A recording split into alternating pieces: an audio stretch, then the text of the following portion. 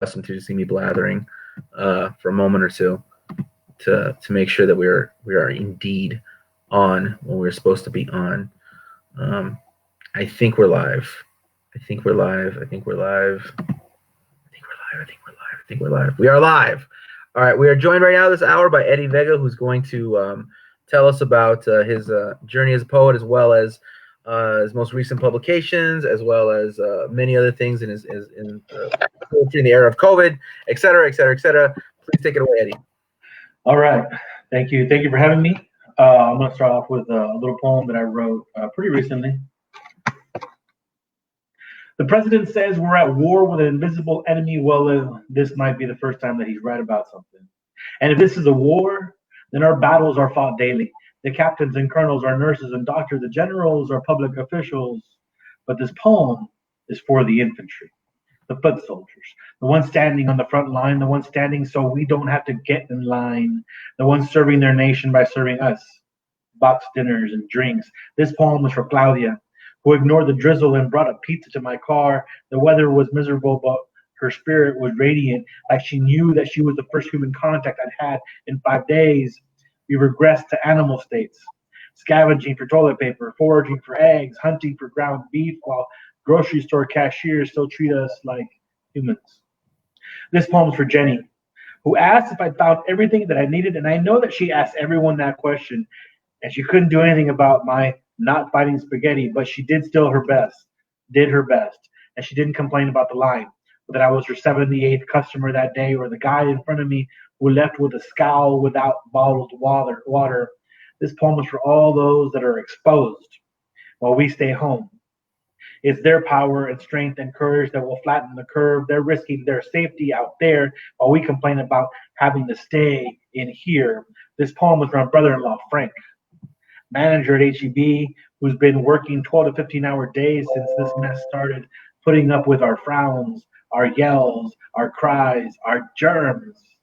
You're frustrated because you have no toilet paper. He's frustrated because he can't give it to you, or to the guy behind you, or the woman before him who reminded him of his mother, and he hates disappointing any of them, but he works. He drives home. He strips his clothes off in the garage and dumps them in the washing machine before running to the shower, praying he hasn't brought the invisible enemy with him. At this moment, he's my hero. This poem is my way of saying thank you to Claudia, to Jenny, to Frank, to every delivery driver, every bus driver, truck driver, line server, fry cook, farm worker, every police officer still on the beat, every worker still on their feet. When all this is over, I hope you get a parade or some barbecue, some discounts at an amusement park, or a day when we honor you, or at the very least, a day to spend with your own family, and that you get a raise. Because we can't do this without you. You earn minimum wages while giving us maximum efforts, working without benefits while your employers benefit from you. You are essential. And I thank you for your service. Yeah. Yeah. So obviously that's a poem of the moment. Why don't we I want to talk about your backstory and how you got started, but why don't we just transition from there into to talk about how have you experienced continuing to do poetry in this era of COVID? In Zoom, how's that Zoom life working out for you? Yeah, sure. First thing, I think the very first weekend that I was home, there was an open mic in Albuquerque with Zach Klutzman, Mind Well Poetry. And I joined that one, and I was one of several poets on there that were not from Albuquerque or not in Albuquerque. Ever since then, we've had a Blah Poetry Spot, which I'm a part of, a group called Write Art Out here in San Antonio. And we have a open mic every Monday here in town, and then we transitioned to an open mic on Zoom every Monday.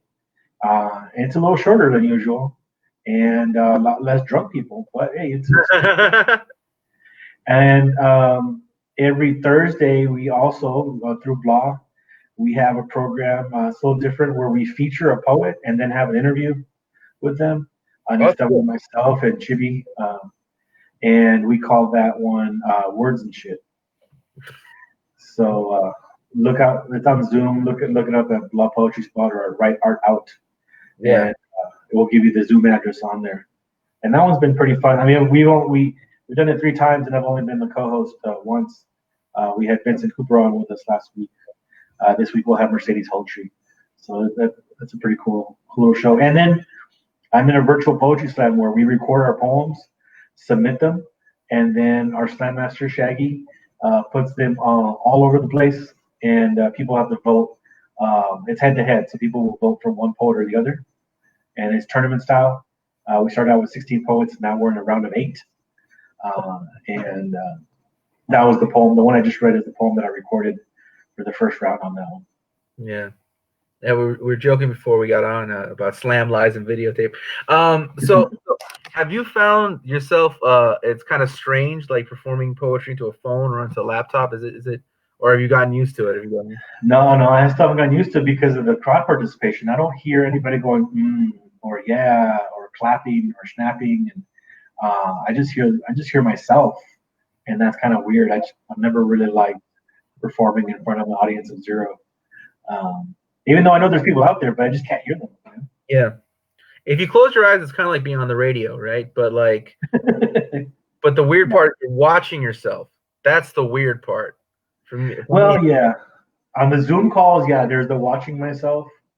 But on some of the other stuff that I've done, I've recorded myself. Okay. And so I have and I don't have the selfie camera. I have the other camera because I figured it's better. So I'll record with that.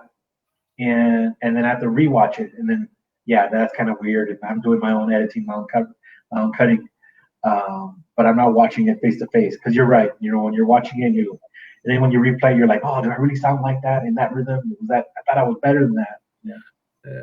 Do you ever think about getting like what do you call it, like a laugh track, like one of those like little applause things? You know what? That sounds like an excellent idea. I think I need that because I heard that on Wait, Don't Tell Me.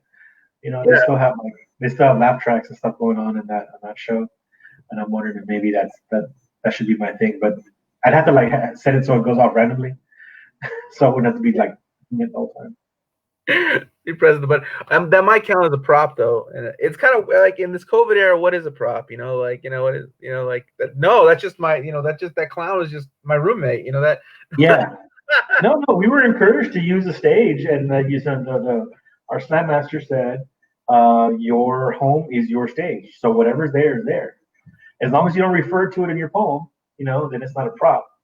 Yeah. So I didn't do it, but I thought about coming out in my Ravenclaw bathrobe. You did that for this one? No, for that recording that I did. And it just got too hot. Otherwise, I would have done it. But, I did put my theme music on and I had it cut out right before I started doing my actual poem. Thanks to Spotify and my remote. Mm-hmm. So what I've been doing more myself is I've been kind of like because what I do is like always like kind of rising action kind of stuff. So I'm always like shaking the camera like this now and like like on the phone like that to create emphasis where I can't really hear body movements. So I'm like like that. So I feel like I'm like an independent film director. I feel like. Yeah, and you really need something to steady yourself too, because I found that if I'm holding the camera, holding my phone, then it's just kind of like So that's why I prefer the laptop. The camera's not as good, but it stays still. Yeah, definitely. And I've had to like make. I had to record myself for another program called Mega Corazon, and I had to put my phone on top of. See, I had a coffee table, a water cooler, and then like a stack of books, and then my phone, so I could have like basically a tripod, like something tall enough to record me. And that required a lot of effort. And now I've got it to where I've got a coffee table and and on top of the coffee table I've got one of those TV trays, and then some books, and then that's doing it. Yeah. So we've mentioned a few times about slam. So those who might view this now, view this later, can you tell us a little bit about the world of slam as it takes place? Sure. Well, slam is a competition of poetry, so that's the only difference between that kind of poetry and anything else. It's not really a genre. You can take any poem you want to into a slam. It just has to be able to compete well against the others in the room, so to speak. Um, so we slam weekly in San Antonio. Some places do it bi-weekly or monthly, and your goal is to form a team, and then that team represents your venue at any one of several, either regional or a national poetry slam. Nationals stopped existing like 2 years ago. So there's no national poetry organization. However, there is a national poetry slam scheduled for 2020 in August in Dallas. It's actually called the International Poetry Slam. They didn't want to like take the same name, um, and we're still looking forward to going to that, unless and nothing has changed on that one. The Southern Fried Poetry Slam, which has existed for 27 years, I think 27, 28 years, um, as one of the oldest and longest running regional poetry slams, is was scheduled for June and that got canceled. Um, so we're all a little upset about that because that's something that people who go to Southern Fried keep going back to Southern Fried. It becomes like a reunion for this poetry family, and we're not going to get to do that. I haven't heard about other slams out there, whether big regional slams, if they've canceled or not, and I hope not. I hope there's still something. I hope that there's something still going to go on, but it might be later and later into the fall. But we're going to have to see what we do there. So, in addition to the things that you've been able to accomplish in the world of slam and performance poetry, you've also been published in a number of literary journals, and you have a book, which we'll get into the topic. We'll get to talk about that a little later. But that is often seen as like a kind of a divide between page poets and stage poets, or this idea, right? But many people just kind of ignore those lines and just operate wherever, right? So can you speak a little bit to like why people think those divisions exist and how you can overcome them? Sure, I think it's kind of like people mad on both sides, for different reasons. I think that the page poets in some way saw back then, I don't know about today as much, or still out there, this idea that the slam poet wasn't educated or um, wasn't staying true to a form. They were relying too much on performance and not enough on words.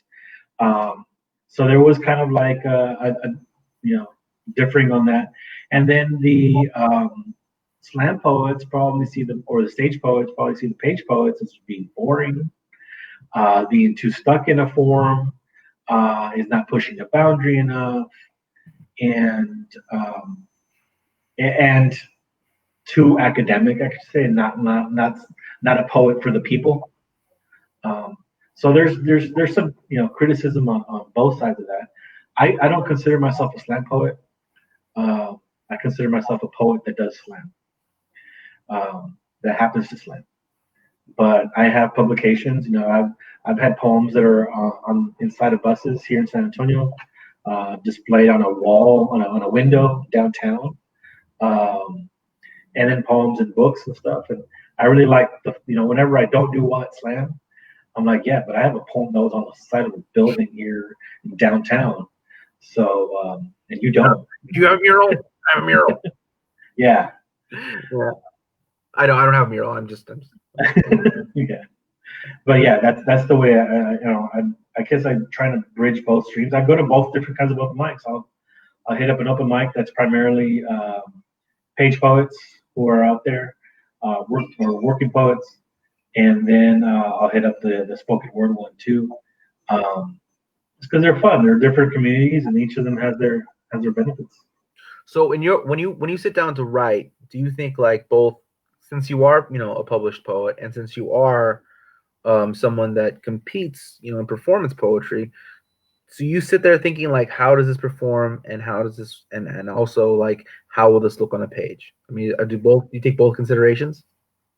No, sometimes when it's the slam season, I'm definitely writing for slam. So I'm that poem probably has to have a bit of an arc to it. It has to have a resolution. Sometimes it has to have the turn. There are some things that a crowd is going to appreciate. But when I just want to write and I just want to free write, then I don't really care what it's going to sound like or what it totally what it looks like on the page. I just want to write, and those are my shorter poems. And I would say even some of my better poems are the ones where I don't care about a slam form or another form. It's just I'm writing, and I'm just writing to write. And hopefully some of them can like be in both. Some of them can be bridge that divide and be in a book and also on a stage. Yeah, yeah. I mean, I think that from when we did the Rio Grande Valley, and I got to check out your set. Yeah, it it was entertaining, it was engaging in the moment, but it was also there was there was a lot of craft, there was a lot of interesting ideas that kind of hit you later, didn't necessarily hit you in that moment. So I think you're able to serve both masters in a way. I mean, that sounds kind of weird, but like you're able to accomplish both. You're able to kill two birds. No, that sounds horrible too. I mean, you're able to walk and chew gum at the same time. There we go. That's pleasant enough. But you're able to Yeah. accomplish both goals at the same time. So No, I mean I try, and I think maybe that's one of the reasons why I'm not as successful in slam. Is because sometimes um, I am I don't necessarily intend, but I like people to read my poem more than once. In a slam, they have to hit, whatever it is. There's not a lot of nuance. It's got to hit you right then and there. yeah, You can't read it more than once. And when you're on the page, well, I kind of like doing some things where people are going to read something at the end. They get there and they're like, oh, wait a minute. And they go back to the beginning and like, oh, that's what he was talking about. That's yeah. where the play on words was. Yeah, I think that's the thing about it. I mean, I think the slam. I mean, it's a skill all to its own. So there's absolutely no it's not sour grapes or anything, but like you have to say what the audience already thinks, but say it in a better way than they could have said it, right? So it's very like amen. It has to be like immediate, like that. I absolutely. You can't say something they don't agree with. You can't say, you can get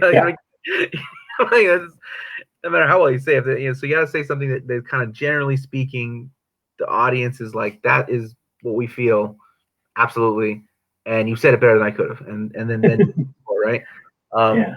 Whereas if you have something that like they get on the way home, they're like, oh, that guy's a genius. Yeah, I get it. Yeah. I should have given that guy a 9.2 and not a 7.8. 7.8. Yeah. No, that happens. That's happened to me a lot of times. Oh, I really like your stuff. Like, well, why didn't you score higher? I like it later, Yeah, I like it later.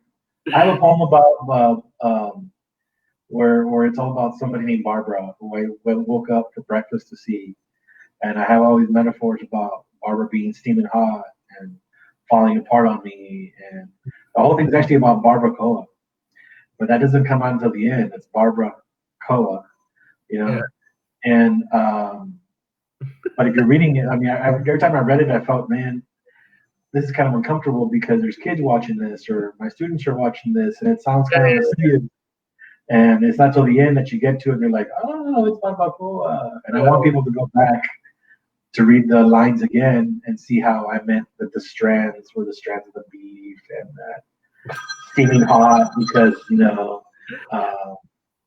et cetera, et cetera. So yeah, it's extended metaphors. Yeah, no, that's fantastic. That's fantastic. So speaking of publishing, right? You have a book recently out with Flower Song Books. Can you tell us a little bit about your book?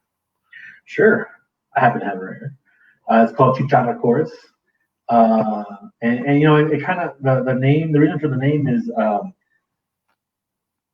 was with a group of people once, and they were from out of town, from out of the state. And somebody complained about the chicharras, the cicadas.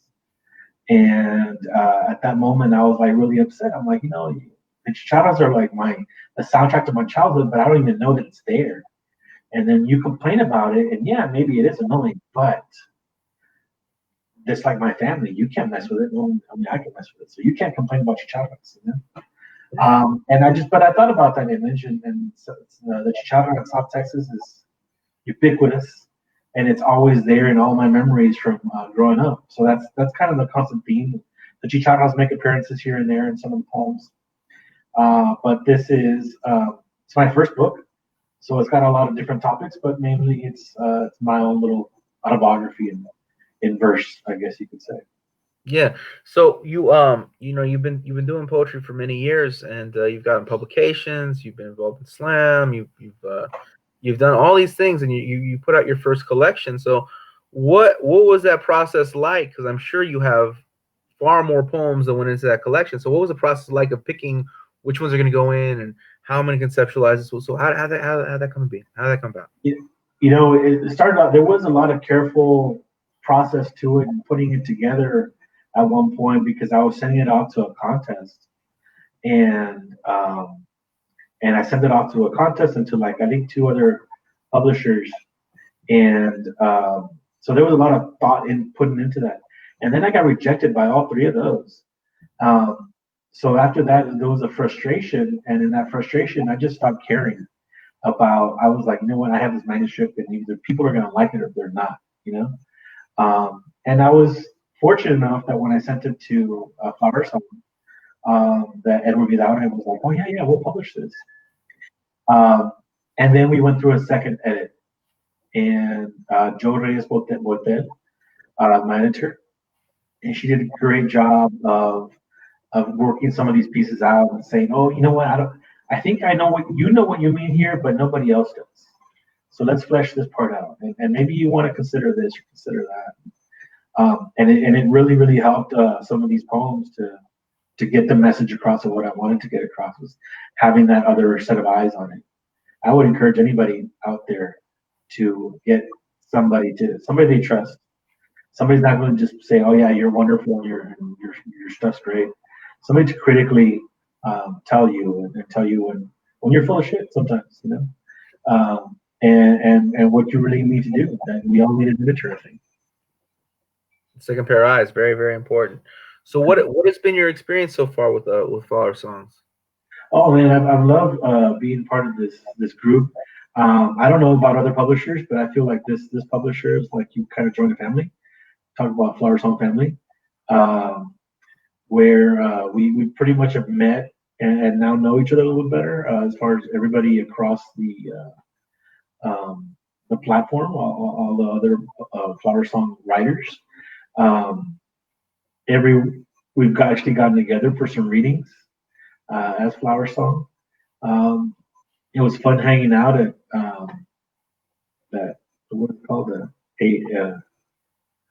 You know, we hung out as poets at AWP, and now we've got so many more. You know, it was just a few people at first, and it was a small group chat, and it's gotten bigger and bigger. You know, we got vocab now is being published by Flower Song, and Juan Felipe Herrera is going to get published by. I don't know if that's a secret or not. I might have slipped that out. I think no, I think Edward mentioned it, so I think we're I know he mentioned it like in a chat. he'll, he'll say he's watching now, so he'll say if that's a. Oh, okay. I shouldn't have said that. He'll tell Anyway, me. Yeah. you know, it's been it's been great, and I thoroughly enjoy the great diverse voices that we have. Mm. Even though most, I mean, primarily we're dealing with a Southwest, um, Chicano, Latino, Chicano, Latinx sort of group, it is still in and of itself pretty diverse Yeah. as far as an approach. Yeah, definitely. Definitely. Can you share with us a poem from the collection? Sure.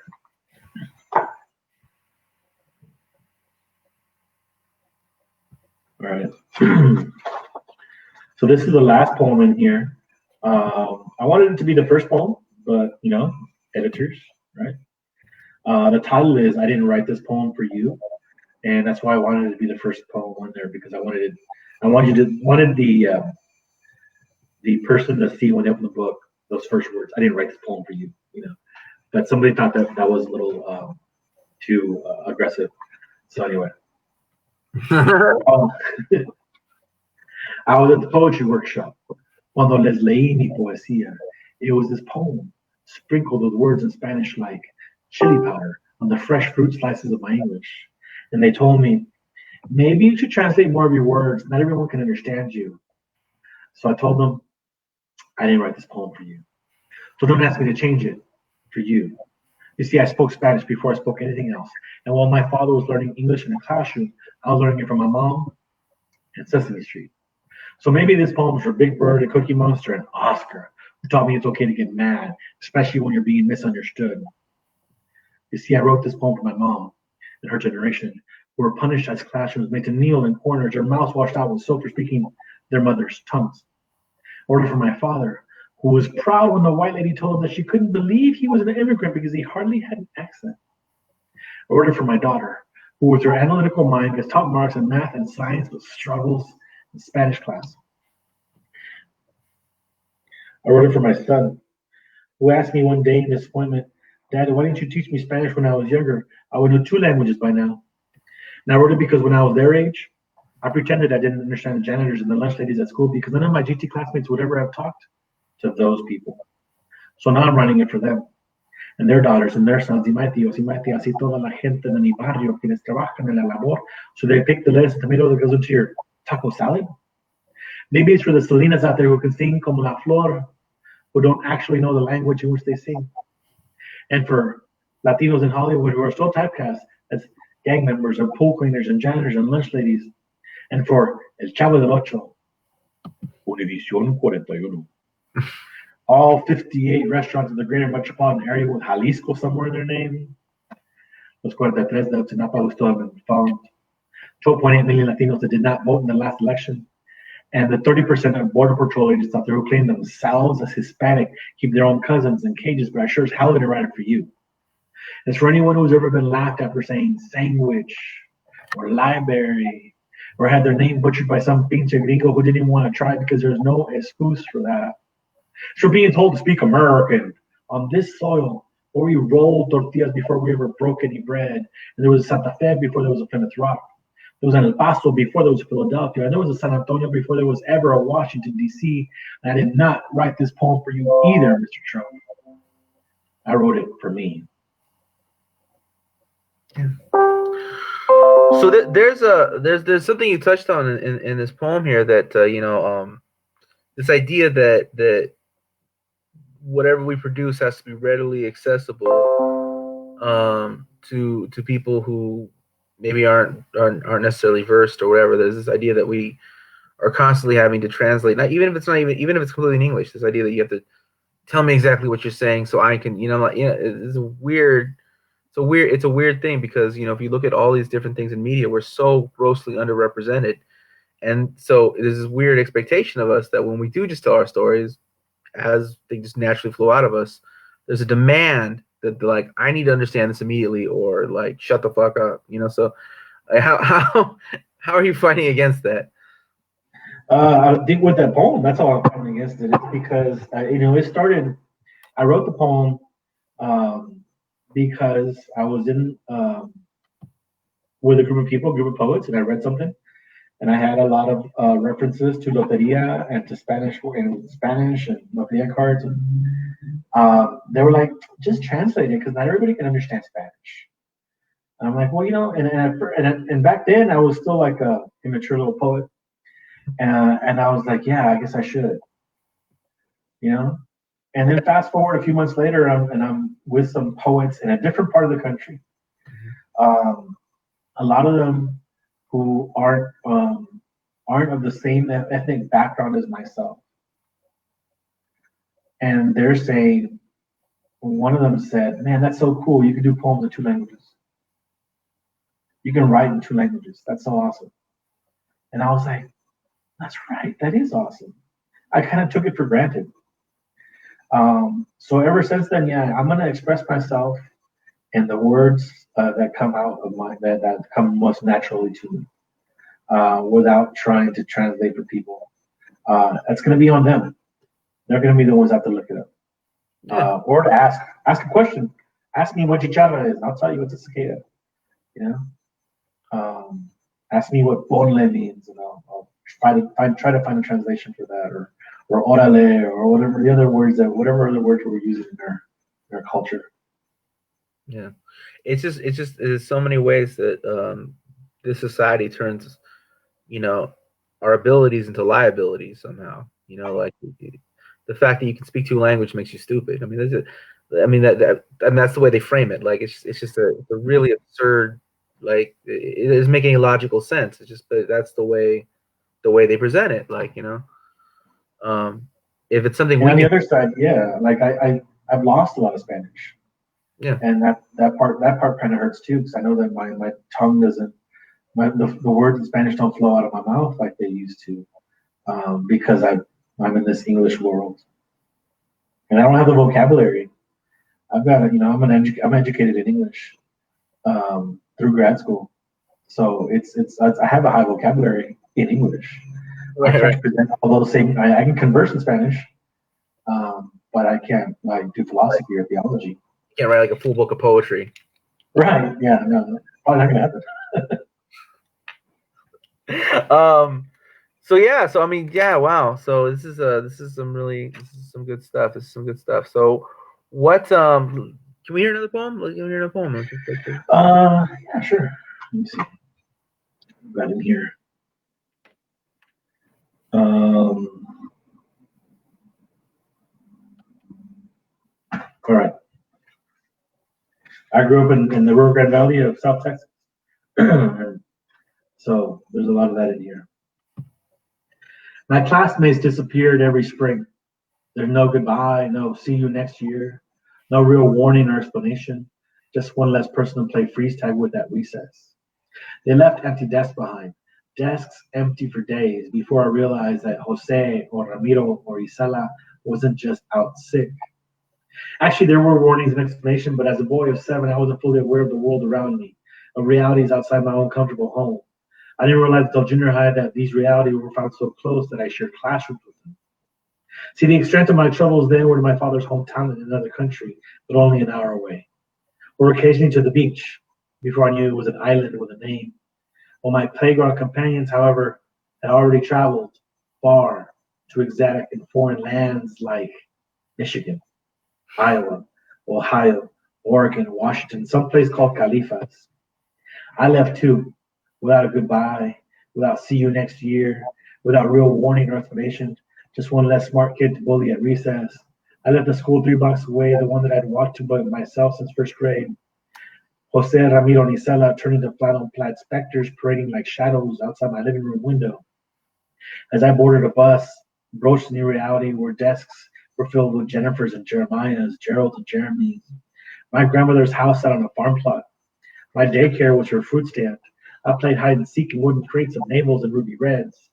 My neighbors down the street worked in La Labor, a phrase I could casually speak of with no earthly idea that it meant the vegetables that we bought from El Globo were actually gathered from La Tierra, by men and women like my neighbors, like the kids that had left school to bring in pennies by the pound, wages by the bushel. I left the reality of my barrio every morning going north to classes that took me even further north, where I could dream of going to exotic and foreign lands like Harvard, Yale, Columbia, Rice, Notre Dame, some place called Berkeley. By the time we got to high school, my seasonally disappearing elementary school friends had a name and a counselor. My permanently present high school friends never acknowledged them. With the exception of that one time when Christina Johnson, who was on the cusp of a top 10% ranking, said she couldn't wait for the migrants to come back because her number would inflate our class size and get her into UT. My mother never took me to Michigan. She took me to the library instead. I toiled in air conditioning, picked through rows of books, earned knowledge bought from a pound of text, reaped words by the bushel, complained of sweat from my walking 3 blocks with a short stack of words. So what's really interesting is that like many of your poems are very funny, and that's kind of something that you kind of um, are known for. But even in the more serious work, there's still these like strains of kind of like bittersweet humor that kind of come through.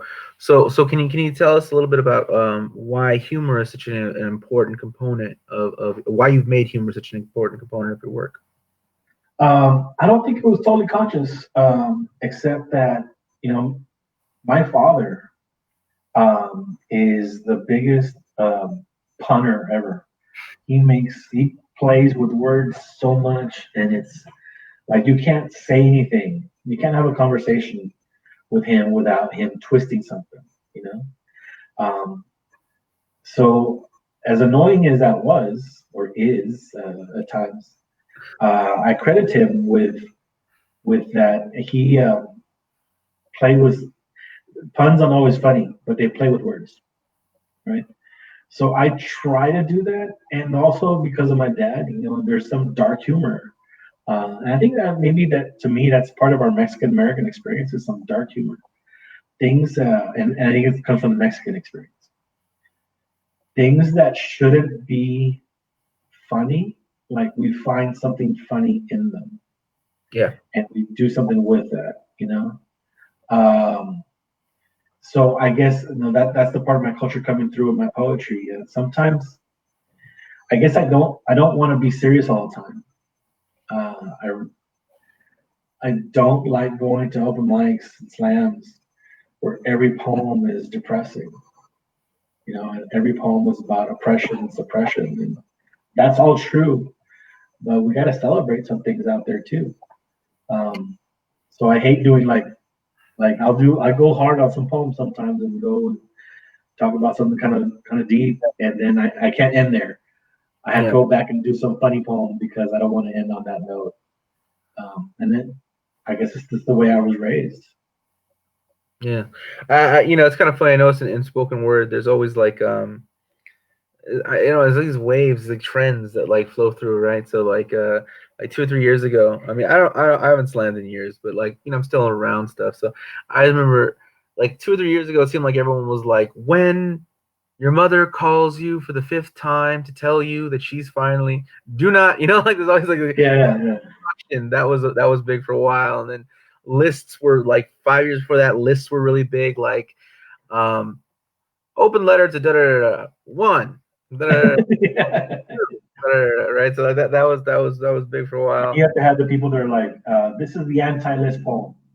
Yeah, Hey, yeah. So, but this poem of why I hate list poems. yeah. I mean,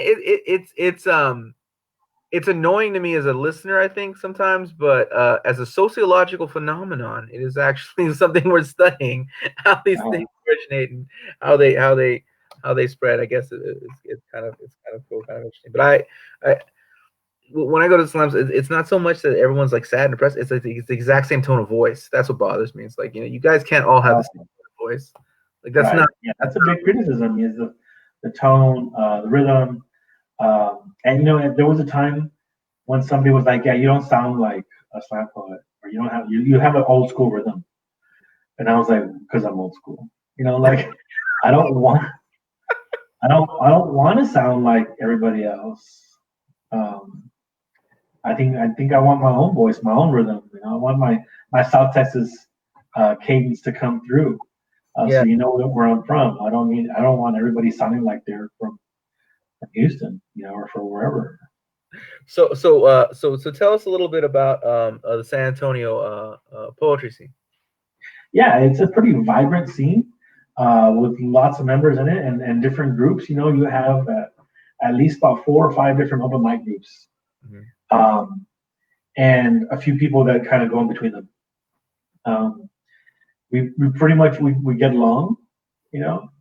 Um, there's something for everything. There's the whole retired teacher set. There's the college student, high school students wanting to get out there and go to an open mic kind of people. There's a spoken word set, and there's a slam. There's Poodle Slam. So we have, and then we also have some pretty notable names, in the larger community, poetry community that are here in town that do things. They host events. They have workshops. They go to open mics sometimes. They're supportive. People like Naomi Nye and Carmen Tafoya, um, Octavio Quintanilla, our previous poet laureate, um, Camp, our current poet laureate. They're all, these some poetry giants that are out there that are here in town that are working with us. That's fantastic. That's fantastic. All right, so the book the book again is Chichara Chorus right here, available through Flower Song Press. Flower Song Press. Are what are Flower some? Song Books. I'm sorry, Flower Song Books. It's Flower Song books press now, right? Or something. Or Look up Flower Song, one word, and you will find it. Yeah, look up Flower Song. You'll find it. You'll find it. Well, really, really thank you for joining us this hour, Eddie, and encourage everyone to check out Flower Song. Flower Song books. I know we're both messing up now, but yeah, that's the place to be. Hey, thanks for having me, man. This is pretty fun. Yeah. We'll definitely do it again. I've been talking to Edward about the idea of like putting together like a showcase for the press. So yeah, it'd be a really good idea. Cool. So I'm sure I'll see you soon. Yeah, talk later. Bye bye.